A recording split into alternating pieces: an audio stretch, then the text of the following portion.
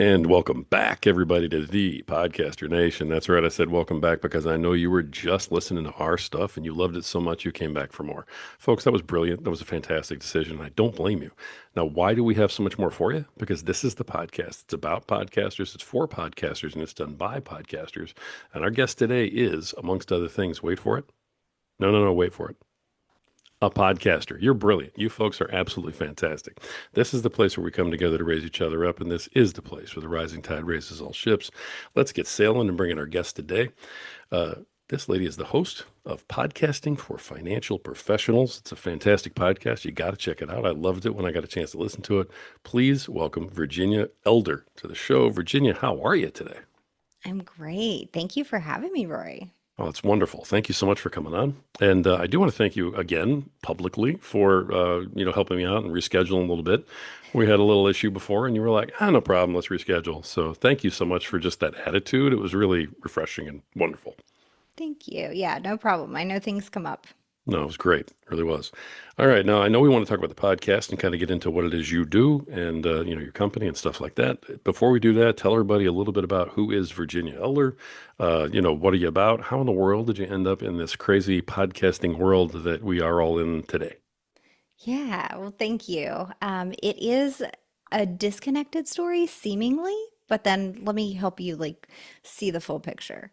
So, currently, I am a mom of two, work full time from home on Podcast Abundance. It's a podcast production agency. And the show, Podcasting for Financial Professionals, is specifically to serve clients and potential clients because the financial professionals are my people. That is my background.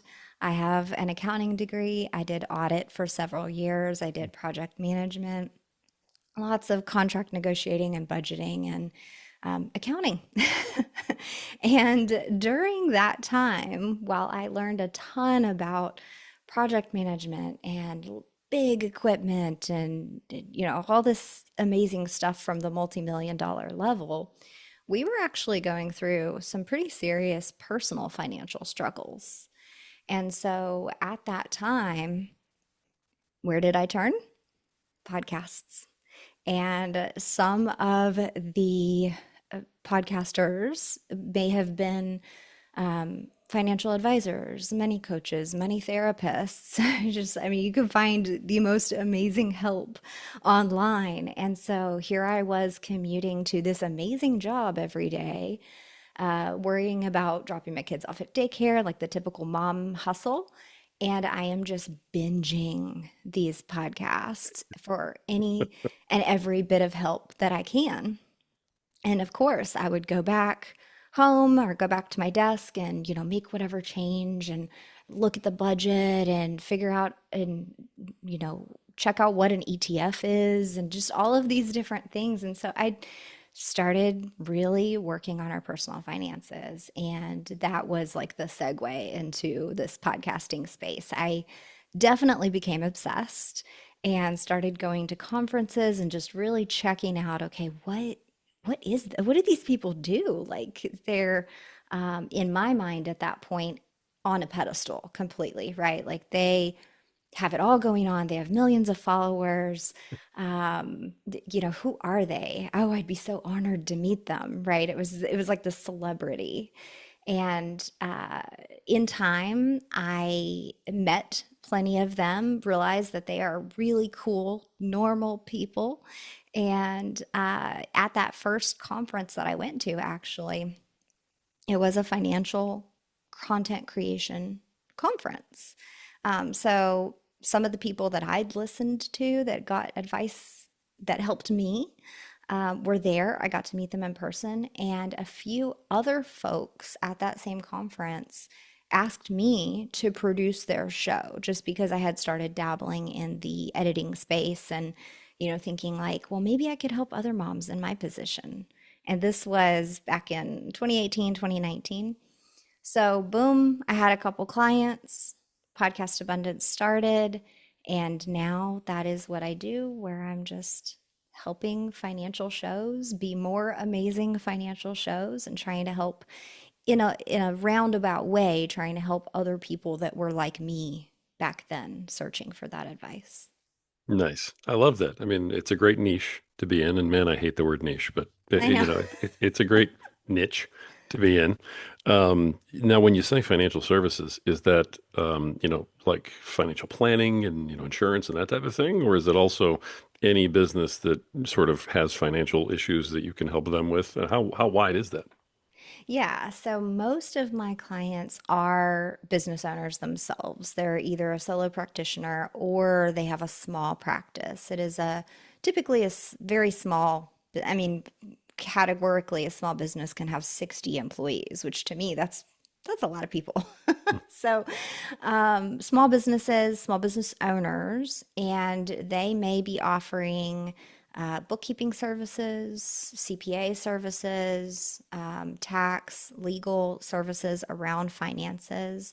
They may also be on the personal side where they're a financial advisor, a financial planner, a money therapist, like I mentioned, various folks that would help you personally with your finances. Gotcha. So, business finances and personal, not necessarily, a business owner that sells widgets, right? That's not probably my ideal client. Gotcha. Great answer.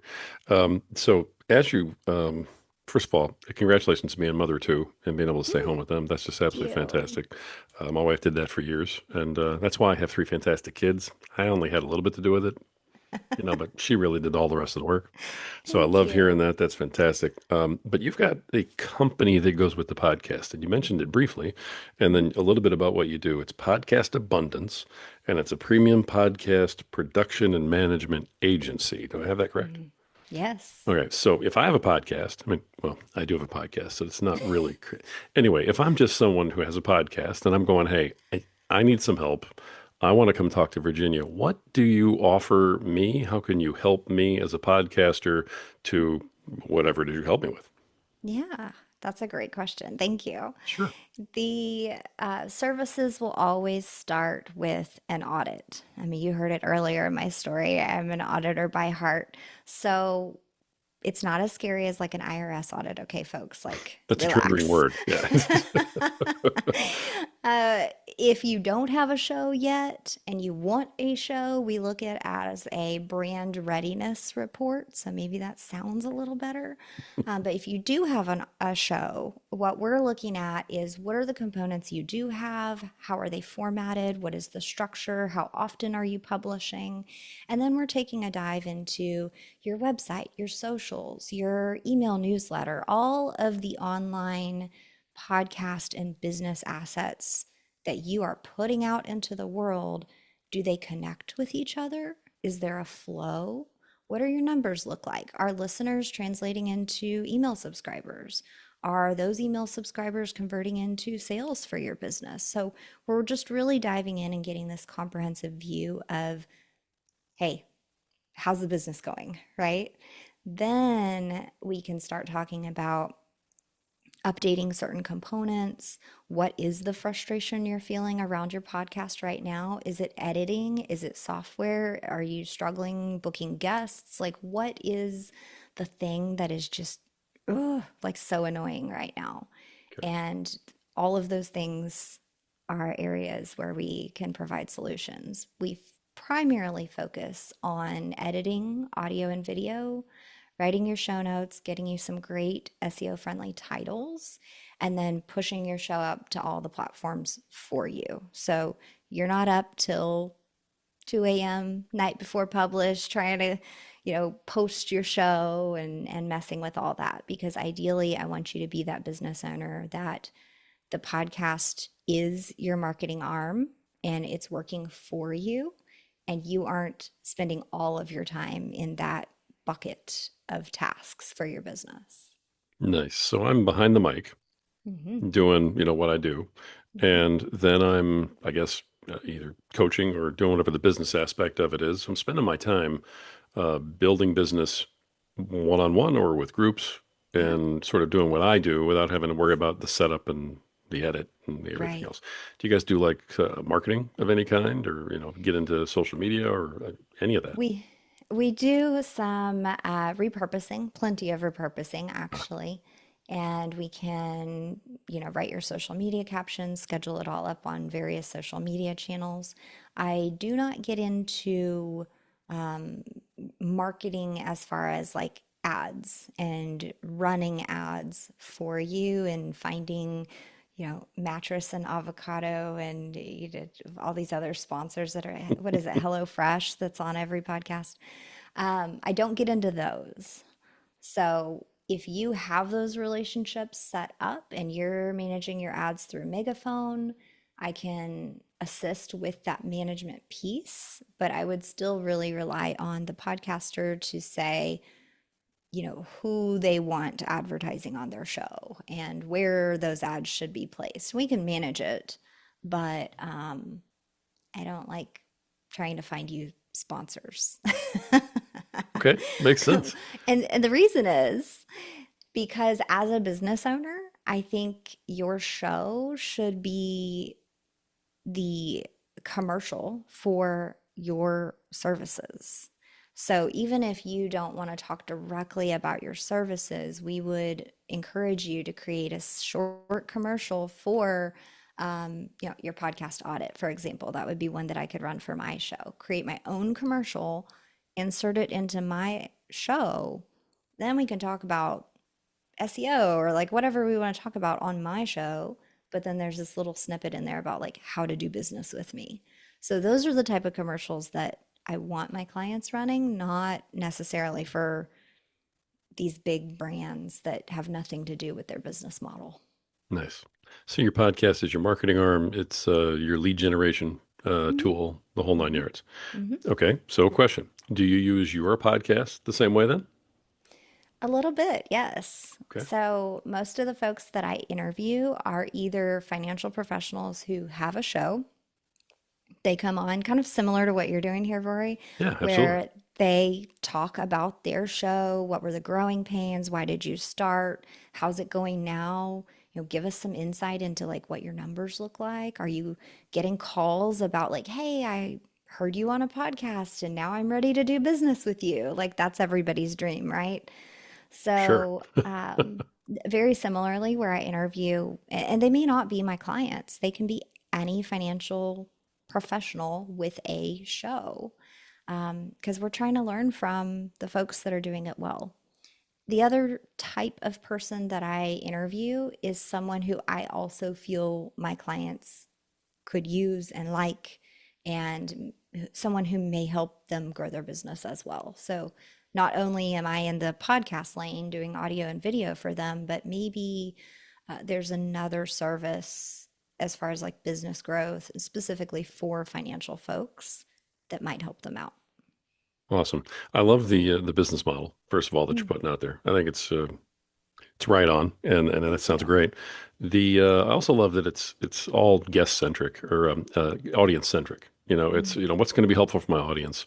How's this going to work? That type of thing. I mean, as a podcaster, I appreciate that. I'm sure your audience does too. It's probably why the podcast is doing so well. Now you have your schedule is every other week, right? that's Okay, right. and then you have a set mix on how you do interviews and solo episodes and why, right? Right, right. So we did start out with a weekly show.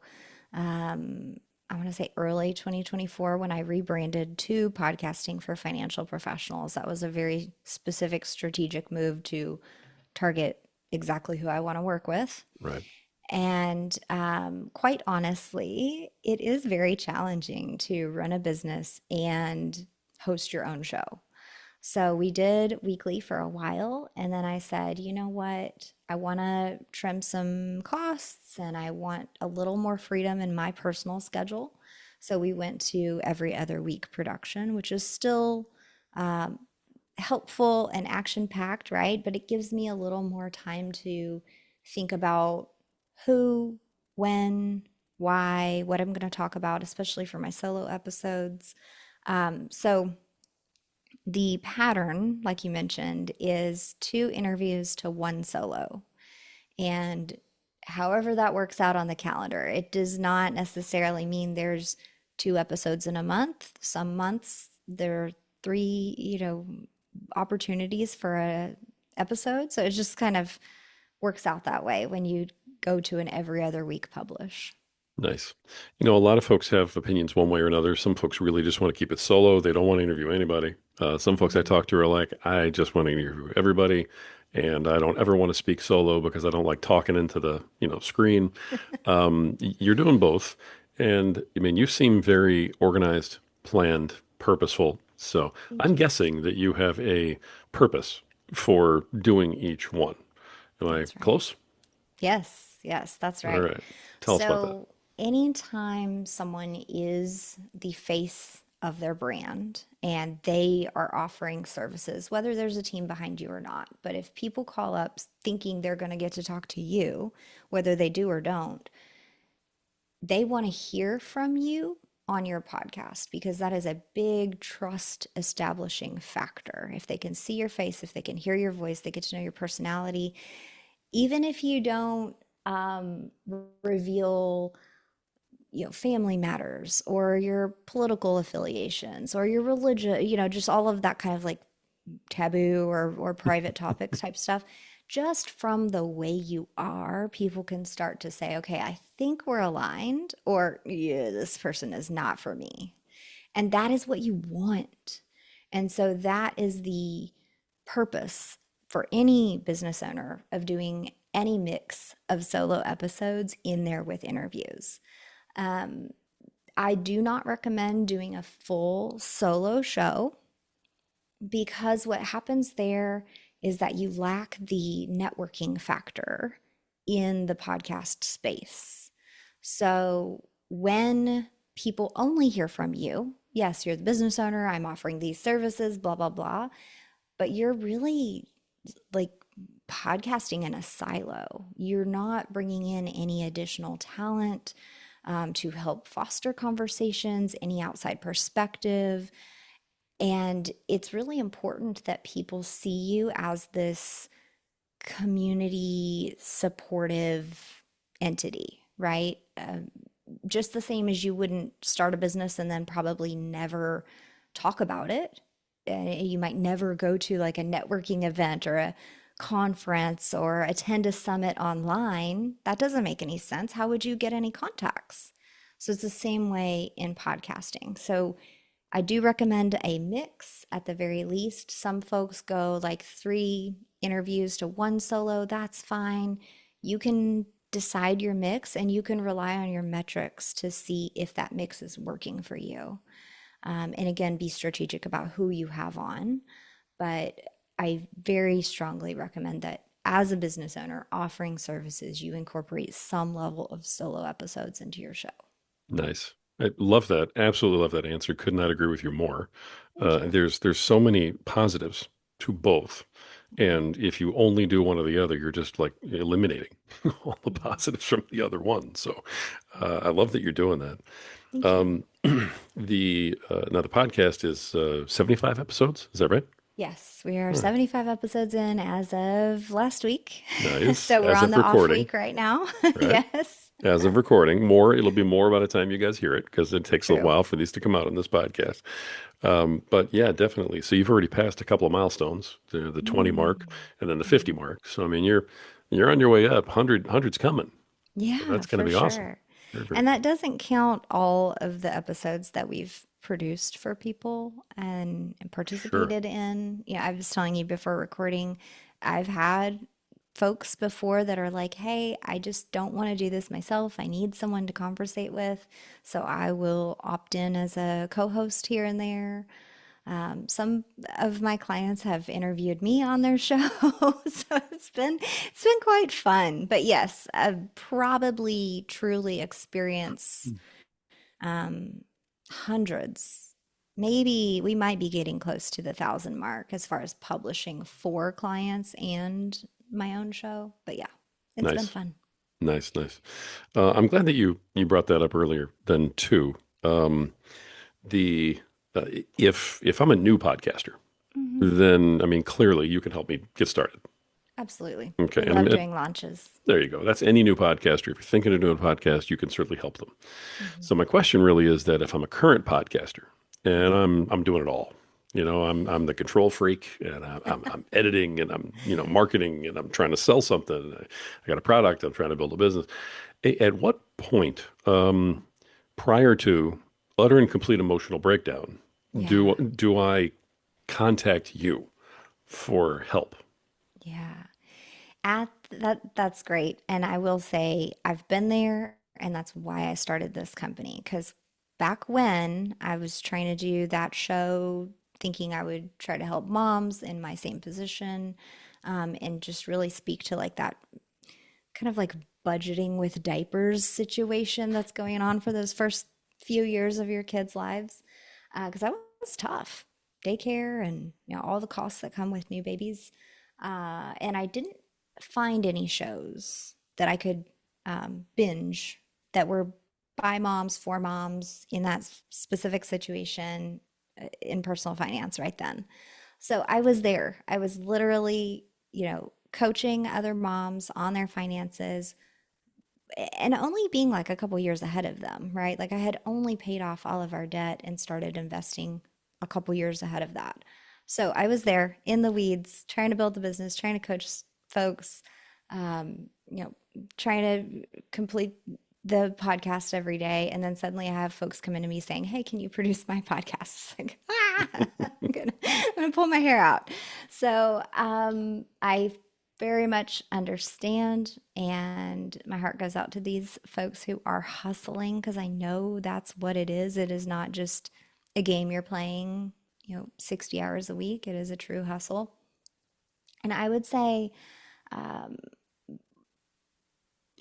let me allow a little bit of relief. And I'm sure you can tell just from my voice and my perspective on this stuff, like I'm not a scary person to talk to. So, so if you call and you need help, it's not a sales conversation. You're not going to get looped into some $1,000 a month thing that you just felt pressure to buy, right? I don't do that. We focus on what are your pain points? Like, what is the absolute most frustrating thing, like we were talking about earlier? And what low barrier way can we baby step you into the process? If your show is audio only, obviously that's going to be less expensive to produce than a video first show. So we can baby step you in there. If you love recording your show, you're okay with editing, but you hate writing, then maybe we do your show notes and your titles and you send me your finished episodes and we post them for you and just take something off of your plate, whatever the most stressful piece is. So, of course, you need a little bit of a budget. I would say don't enter into anything like this unless you have 500 bucks a month to spend, especially if you're doing a weekly show. That is still a very tight uh, budget for production. But if you come to me with a specific budget, I can see what we can do to relieve your pains within that dollar figure, right? I had someone the other day from a university, so it's a much bigger budget situation, but I asked him, "What's the budget?" And he said, "Well, cautiously, it's this much."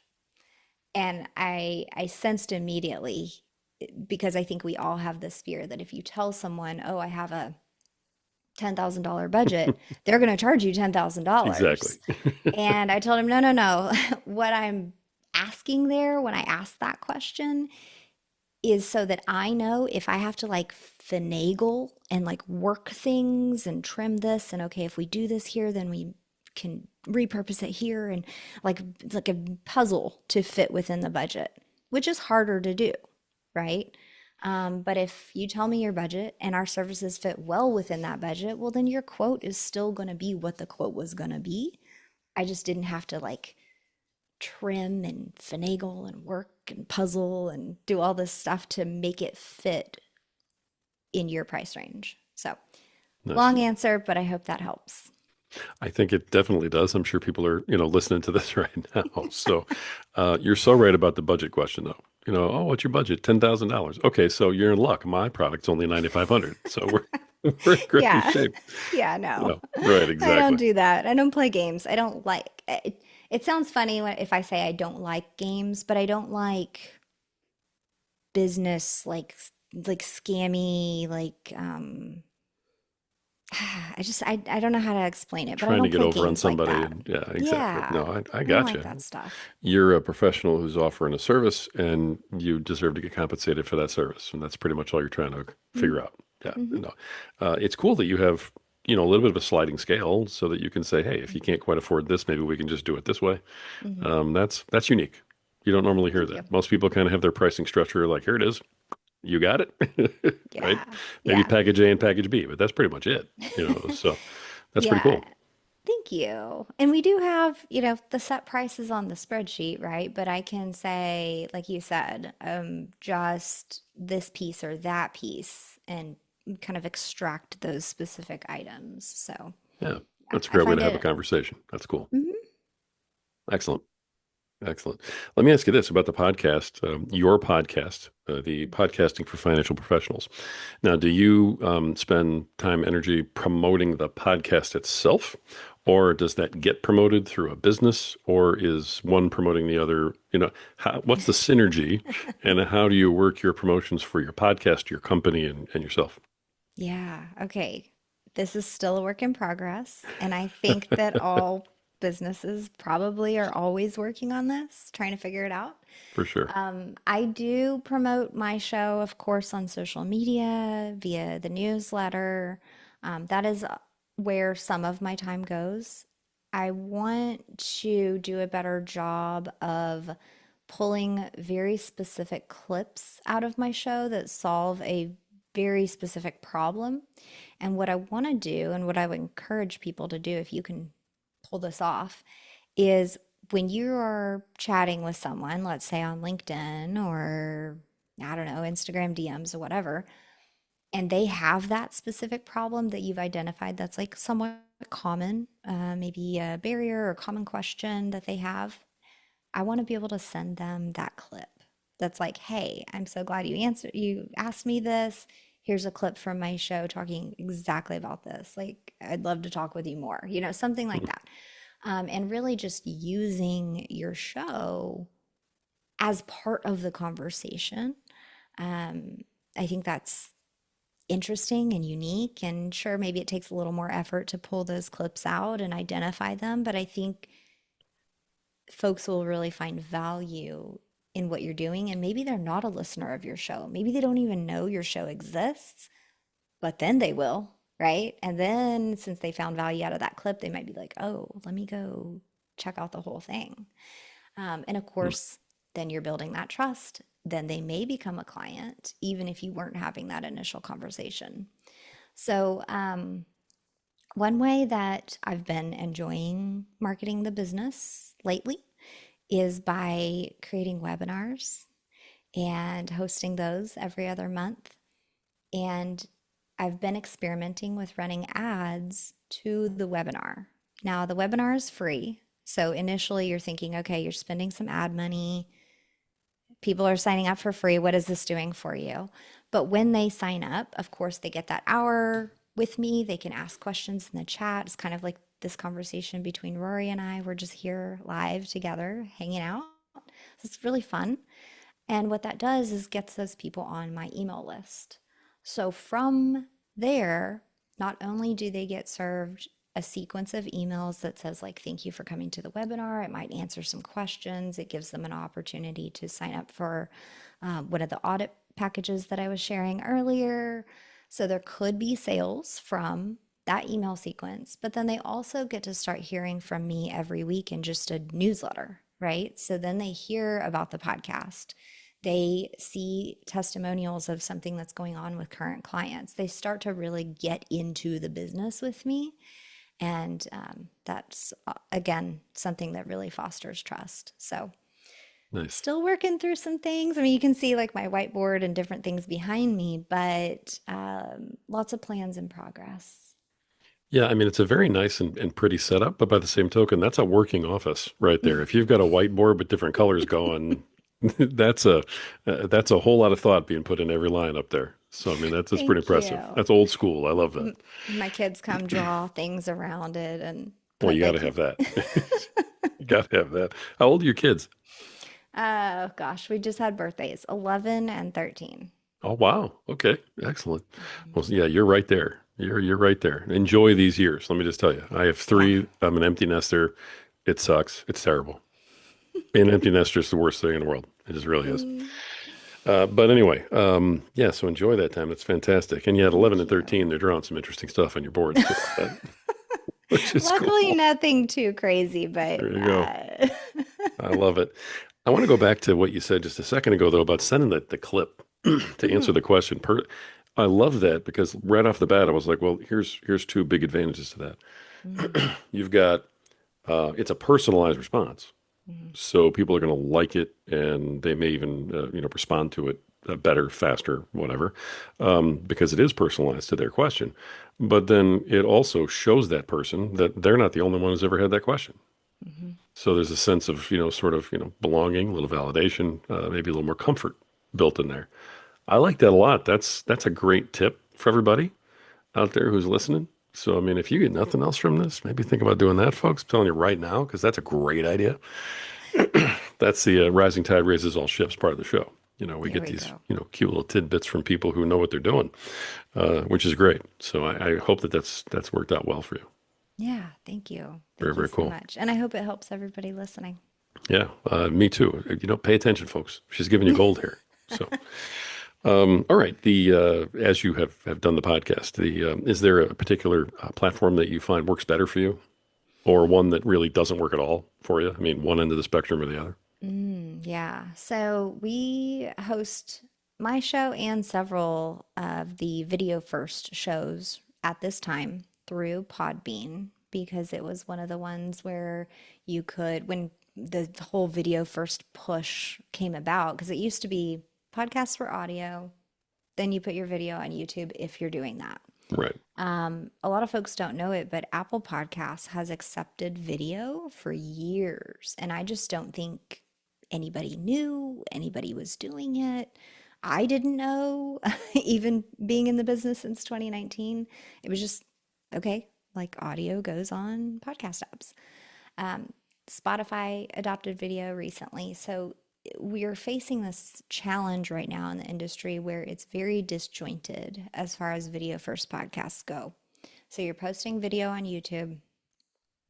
Spotify will only accept your video if you log into Spotify and have a creator account and upload Right. it directly there.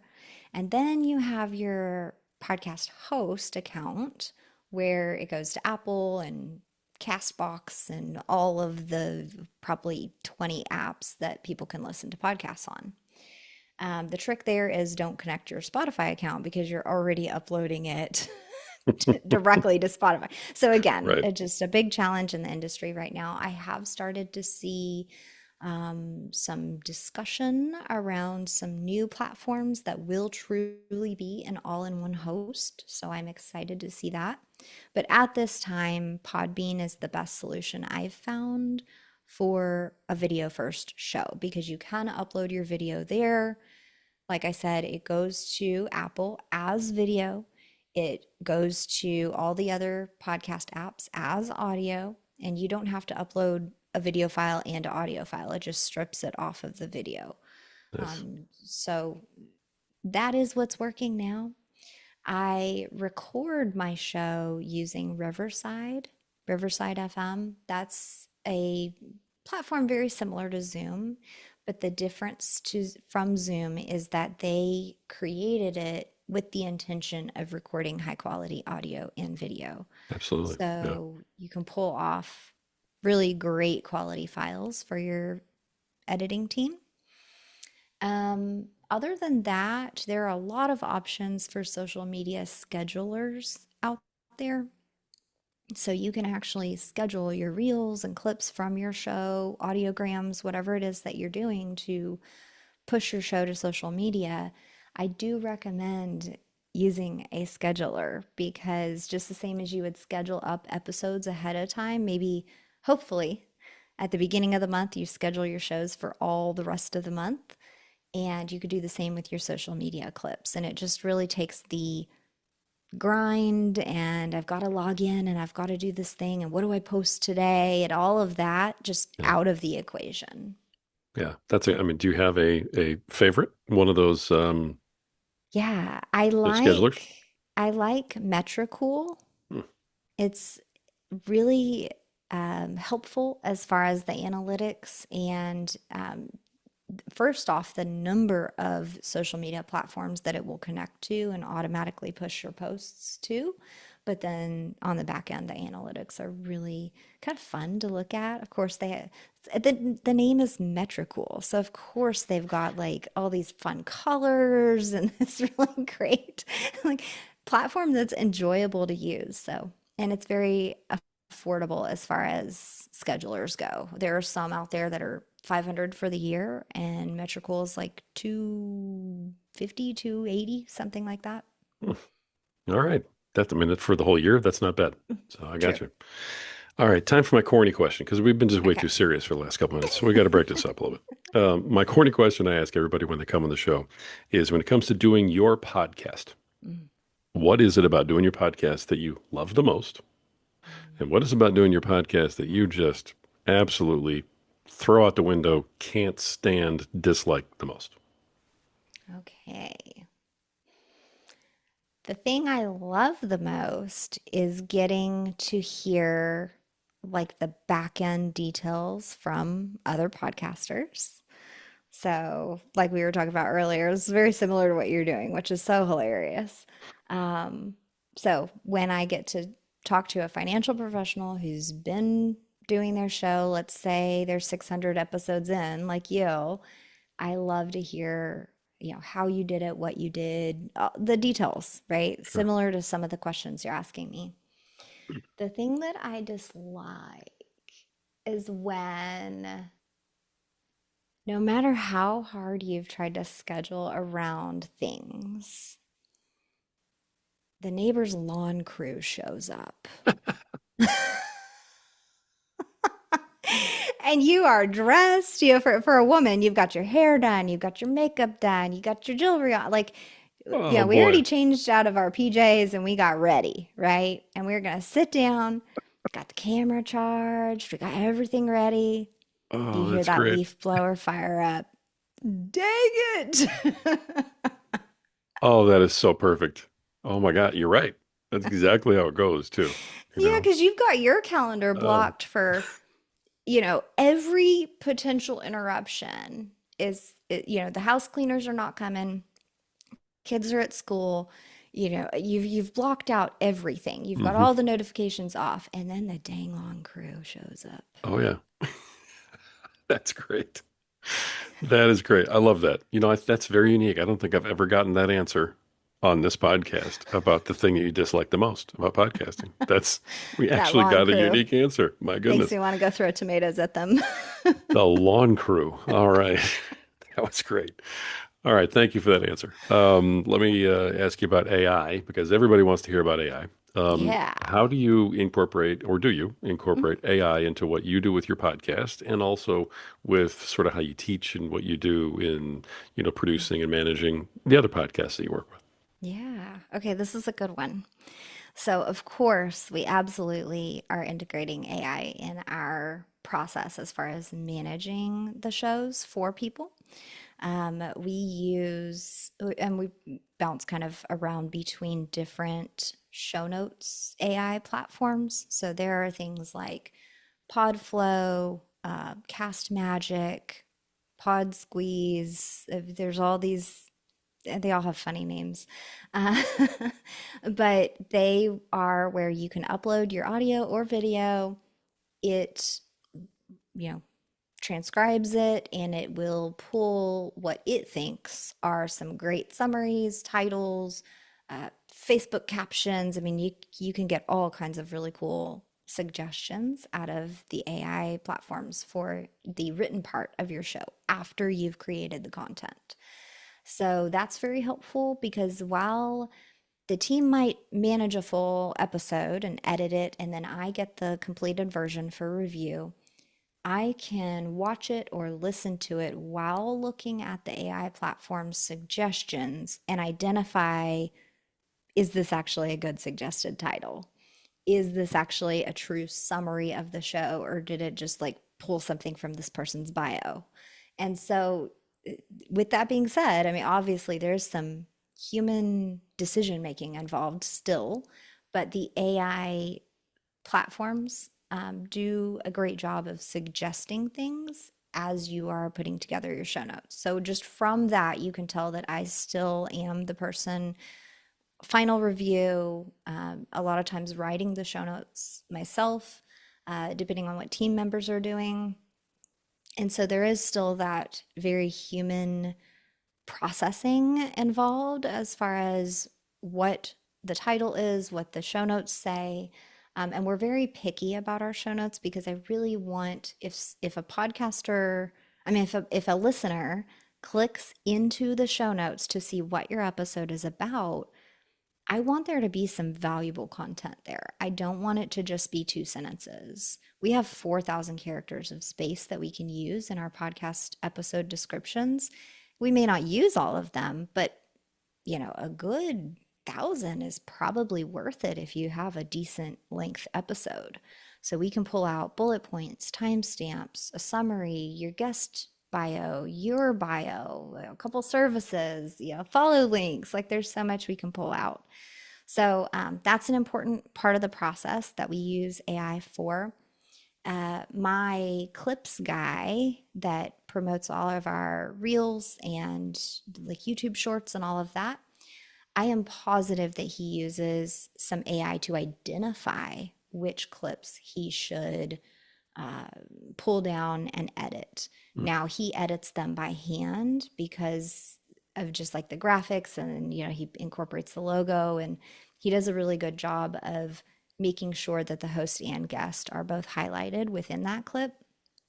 But he uses AI to identify what's like the hot portion of the episode. From there, I'm trying to think what else would be helpful. There are all kinds of awesome AI platforms for DIY folks. So Mm. if you have had a chance to experiment with Descript, for example, like that's a great editing platform for a DIY podcast host or a very small, like limited budget team, even. So if you are not in the position to completely outsource your editing, that's a great platform to use. And what I loved about Descript, I haven't used it for like probably a couple years, but what I loved about it back when was the ability to clip out sections of your episode into reels right there on the platform without having to pay another subscription for AI to identify. Now, Right. if your editing is taken care of and you want some of those AI clips for your social media, I really like, there's a new one. It's called Clap, Klapp. Mhm. That's very new. And then the one that we used to use is Opus Clip. So there's a few different tools there that you can check out. And of course, Riverside, like I mentioned, for recording, they've even incorporated new AI tools just within Q3 of 2025. Yeah. Well, great answer. Love that. And thanks for the A lot of recommendations info. too. Lots of info, but that's what people want. When it comes to AI, I think they want quantity of info. Like, give it to me. Tell me everything you use it for, because everybody's looking for that edge. Which is great. So, the as you look back at your episodes, does anything stand out to you? And you don't need to name any names. We can protect the innocent. Okay, it's up to you. But over the course of doing your 75 episodes, does anything stand out as like, man, this was like the best one, or like, one of my really awesome ones, or man, this was the worst thing I ever put out, and holy cow, I can't believe I actually released it. In terms of extremes, do you have one or the other that kind of stands out? Sort of pick one, Mm. whatever comes to mind. So the thing that's coming to mind is the transition from when the show was called Reaching Abundance, Mhm. and it was just very like kind of your typical like business growth, business startup type content. And then the transition over to specifically podcasting for financial professionals. And while I knew the clients I was serving, I think that is just revealing of my own journey as well. And I think everybody goes through this where at first your vision may not be as narrow as what it needs to be, Mhm. right? Like when you first start out, the learning curve is so steep that you're looking for any business advice possible. And that's what you're into, right? You're thinking about like your personal schedule, how do you hire the best bookkeeper? Yeah, just all kinds of like general business help me type content. And that was what I was interested in. So even though many of the folks I interviewed were also financial professionals, I was asking questions around their business and how they built it and what they did and tools and how they managed their time and how they built their team. And all that's very helpful, but it wasn't specifically niche to how, as a podcast and a financial professional, do I podcast better? Or how do I launch a podcast? Or how do I create a great financial podcast? So that's really the transition. I'm trying to think. There were a few folks throughout that, and even in that weird transition space where I was in the middle of rebranding, but it wasn't publicized yet, Yeah. where some of the interviews, I'm just like, this lady had nothing to do with financial professionals. Like, okay, like she wrote a book and was really cool, but meh, like there was no reason for that. I think we've all been there at least once. Yeah, yeah. Where we're I in the wish middle. I could pick out like a specific like even a solo episode of mine that was just god awful. And I'm not saying that they're all amazing, but I just am trying to think. I think they were good based on the phase that I was in. Gotcha. Great answer. I mean, it's all relative. Great answer. All right. I We've think all, that's natural for people too, it right? is. Like We've all been as in you that spot. grow. Hmm. Yeah, for sure. We've all been there. I appreciate you sharing that. As we kind of pull this together and start wrapping up, before I ask you Hmm. my last question, let me make sure I get your contact info out to everybody. So, Okay.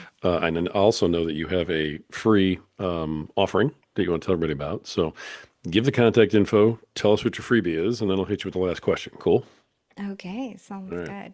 Well, if you are interested in more, you can find me at podcastabundance.com. I'm on Instagram at podcastabundance.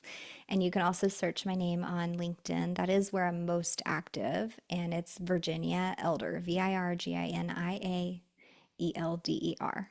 You would be shocked how many people misspell Virginia, and I question if they passed elementary Wow. school. All right. Now, the free offer that I have for you today is Mhm. a download. It is the podcast conversion blueprint, and it's absolutely free. All you need to do is put in your name and email, and yes, you will land on my email list like we talked about earlier. Part of the deal.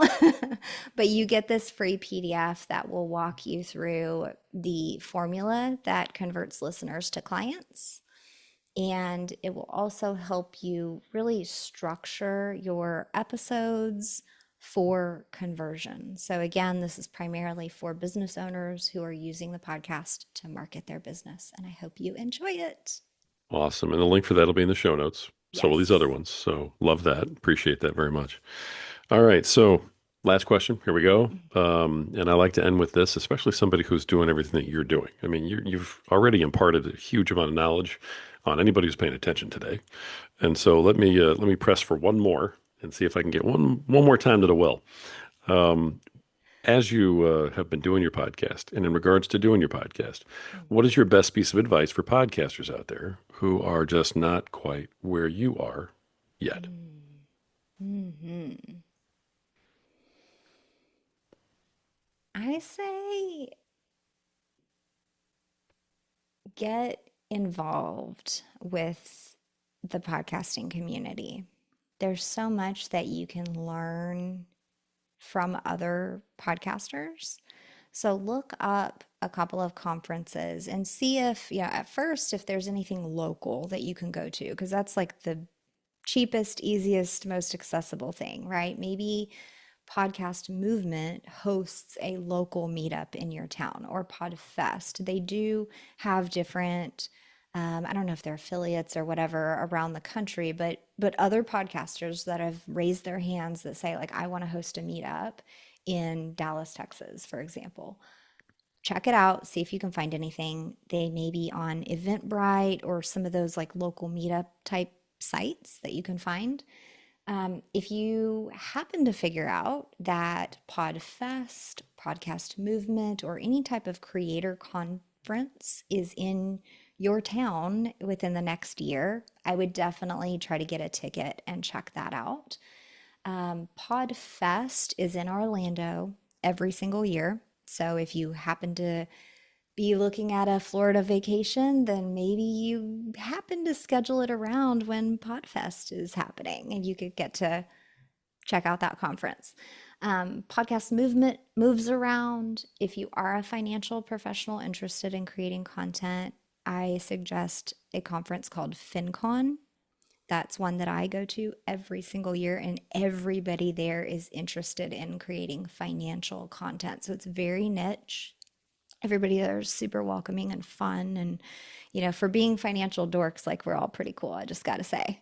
So, but yeah, just get involved, talk to people, learn from people, be open to like an approach from curiosity rather than, like I do it this way and this is the way I've always done it. Like you just never know what you might learn from somebody. Nice. Great advice. And that's I don't think anybody's ever said, "Hey, go check out Podfest," Hmm. for advice. That's great. Yeah. So I love that. All right. Virginia, thank you so much for coming on here, sharing everything you have. You've been absolutely wonderful today, and you Thank shared so you. much with everybody. I really appreciate you. Thank you. I appreciate you. All right. Folks, the host of Podcasting for Financial Professionals, Virginia Elder. Absolutely fantastic interview today. And it's been another wonderful episode of the Podcaster Nation. I hope that you folks are paying attention and you took notes. And if you didn't, you know what? The best part about podcasting is you can go back and listen again. All right. Again, we're still here. We're not going anywhere. So just hit rewind. All right. Go back and listen one more time to all of the fantastic knowledge that this lady threw down there for you. Now, why do we have such fantastic podcasters on here? Because this is the podcast that's about podcasters, it's for podcasters, and it's done by podcasters. And folks, yet again, we prove that this is the place where the rising tide truly raises all ships. So keep sailing.